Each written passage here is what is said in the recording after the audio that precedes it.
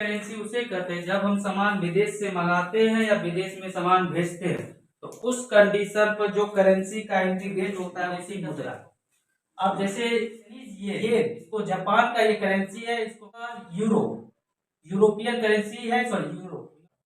उसके बाद डॉलर, बहुत सारा करेंसी। ये आप जो जनरली 5-4, तो सबसे पहले आप जानिए कि इसमें करेंसी में इंडिकेशन क्या है। तो किसी भी प्रोडक्ट या तो आप मनी को एक्सचेंज करने में या किसी सामान को मंगाने में अगला पैसा देता है, जैसे अमेरिकन भेजा पैसा, आपको ये आप जानना चाहिए कि डॉलर में $1 बराबर फॉरेन करेंसी। हमने बताया विदेशी मुद्रा। कीबोर्ड से एड बटन को क्लिक करना है, उसके बाद आप फीचर पर चले जाना, वहां पर एक ऑप्शन होगा अलाउ मल्टी करेंसी, उसको यस कर देना।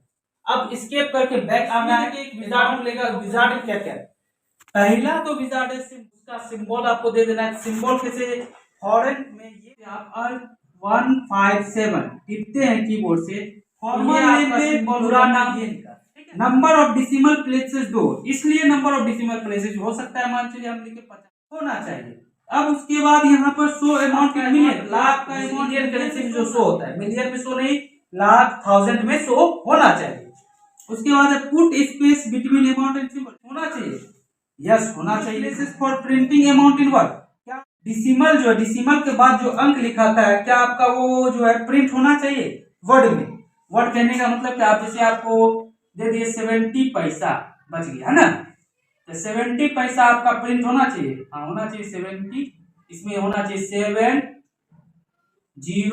पैसा, क्योंकि आप जानते हैं डिसिमल के बाद कभी भी अंक साथ में नहीं रहता। यहाँ पर डिसिमल के बाद क्या हो, 70 पैसा प्रिंट एक्सेप्ट होना के इंटर करके एक्सेप्ट इट कर देना है। Rate of exchange, rate of exchange कहने का मतलब क्या होता है, हर मंच हम हर दुकानदार के पास जाते हैं, कोई उसी सामान को 20 रुपया में बेच रहा है, हर दुकानदार का अपना अपना वैल्यू होता है।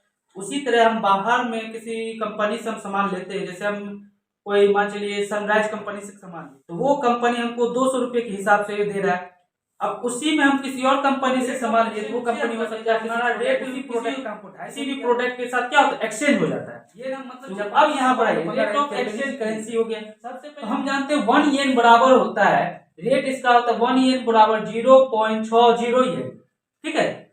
1 यान बराबर होता है 0.60, ठीक है। किसी को सामान, तो ये क्या वो पैसा में गिनती आ गई, मतलब जापान में हम सामान भेजे, तो हम चाहते हैं कि मेरा सेलिंग रेट को 1 यान बराबर, अब हम जितना सामान भेजे तो उसको 98 से गुना करके वो अपना इंडियन करेंसी के अकॉर्डिंग बना किए, इंपोर्ट किए। उसी तरह तो हमने परचेज किया 78 रुपया के हिसाब से, खरीदा 78 रुपये यान। उसके बाद सिंपली यहाँ पर रेट ऑफ फिक्स करके, ये आप जब परचेज से इसलिए नहीं है क्योंकि आप सेल या परचेज जो करिएगा ऑटोमेटिक वो वैल्यू यहाँ पर फिटअप हो जाएगा, ठीक है। इतना एक यूरो बराबर इतना, तो हमने जो आपको वैल्यू लिखा है वो वैल्यू को आपको पुटअप करना है यहाँ पर, उसके बाद सिंपली आपको इसको एक्सेप्ट करवा देना है, दैट्स ऑल।